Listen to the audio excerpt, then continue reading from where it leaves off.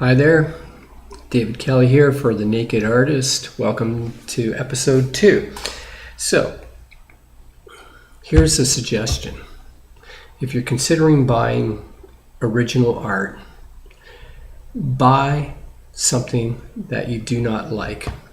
I think perhaps a mistake that novice collectors make when they start collecting art, that they can afford to buy, and there's a lot out there at various price levels. They want to get something, special, original, created by the artist, but they make the mistake of buying something they like. Now I know that is contrary to conventional wisdom, right? In fact, I read it in a book about collecting art where it's saying the number one rule is you should buy something that you love. I disagree. And the reason why I disagree is because when it comes to collecting art, you should not allow your taste to dictate what is a good work of art, because your taste may be not quite mature yet to understand.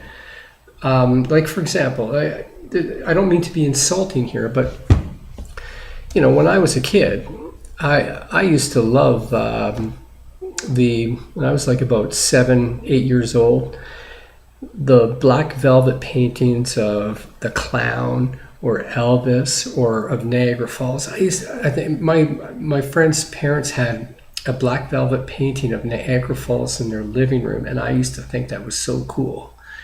So, then of course, as a teenager, my taste in the arts got a little bit more mature, and I loved Salvador Dali and the Surrealists. And as, in my early 20s, I got turned on to abstract expressionism.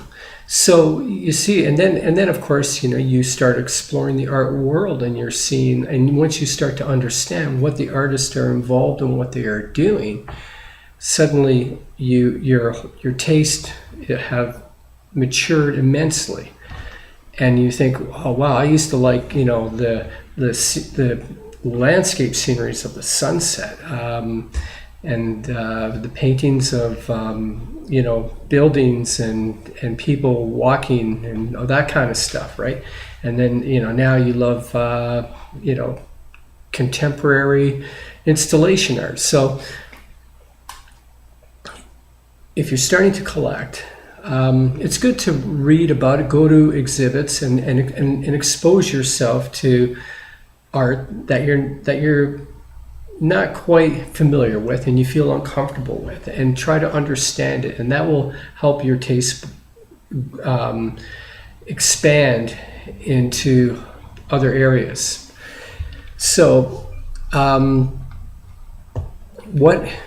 with that advice, I'm an artist and I sell art. I'm selling my art on eBay, and I want everybody to own an original David John Kelly, because I think my art is really good. It's unique, and it's not your typical living room art. It's not. I don't design art to match your sofa in your living room.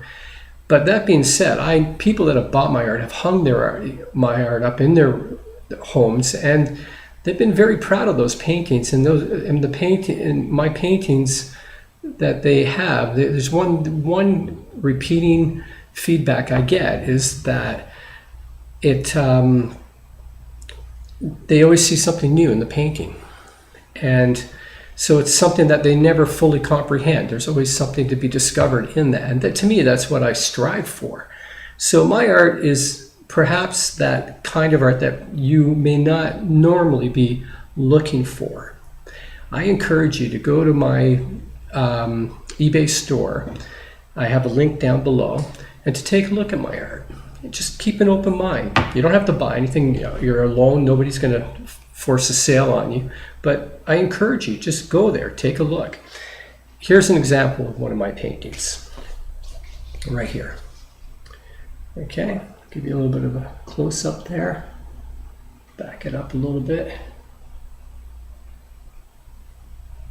Now this one's on eBay, and I have the link below. You can link onto this painting to get a better look of it on eBay.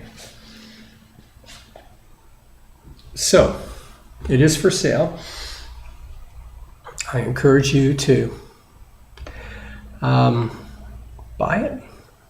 Yeah, I know it's artists are always, they're very timid about, you know, admitting that they really want to sell their work. They're kind of pretending they're above money, you know, and that's not true. As artists, we need to make a living, or else we have to go out and get a job, and then we're too tired from a day's work to create. So I'm trying to make a full-time living from my art, which I believe is exceptional.